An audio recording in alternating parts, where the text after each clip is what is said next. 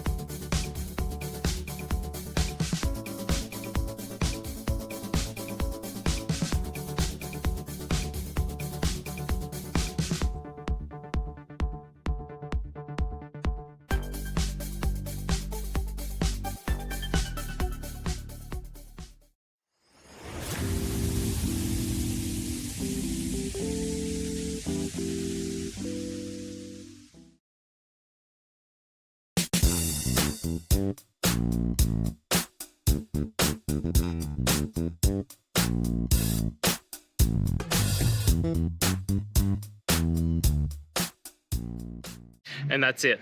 I hope this video has helped you get through to that resolution that you're looking for. If it did, please hit subscribe. And until next time you need technical help, I hope you have a good one.